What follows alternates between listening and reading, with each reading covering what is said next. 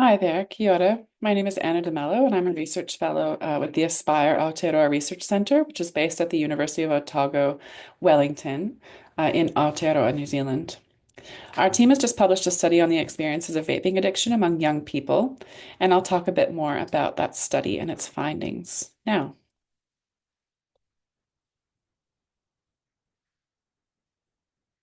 So, aside from physical health risks from vaping, there is a risk of experiencing addiction.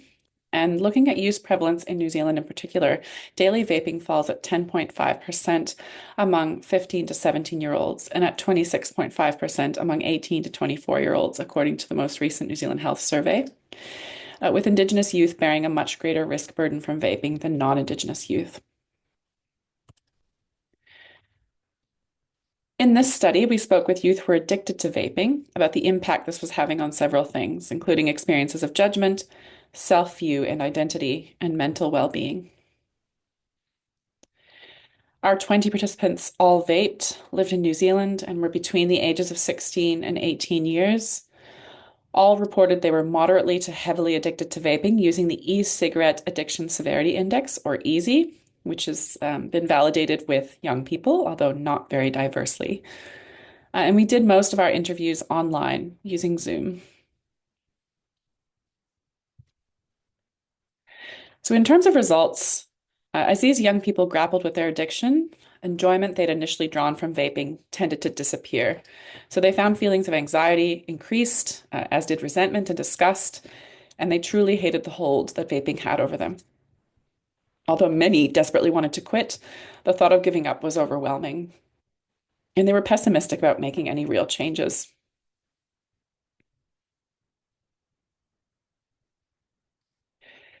Another major theme that emerged was that of negative external judgment. So many felt intensely scrutinized by adults in their life, and that was especially so with parents and grandparents whose comments felt harsh and often unnecessary. Some also felt antagonized by teachers because of their vaping, and many felt looked down on by members of the wider public, which left them feeling helpless and angry.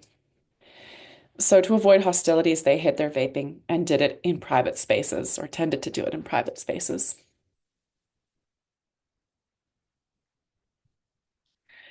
Perhaps most importantly here, uh, feeling judged by others seemed to intensify participants' negative feelings about themselves.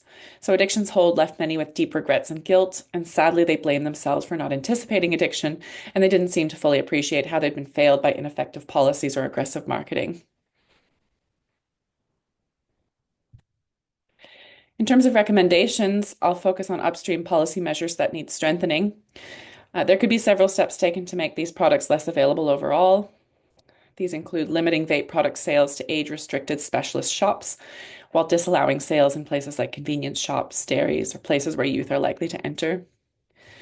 Capping the number of vape retailers to lower store density nationwide, and especially in vulnerable communities, would be another um, helpful step to take.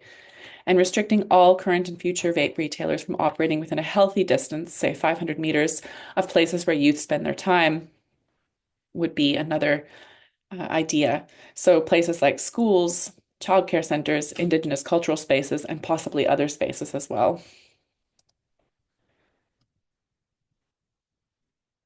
So thank you very much. Our contact information is listed here on screen if you have any questions.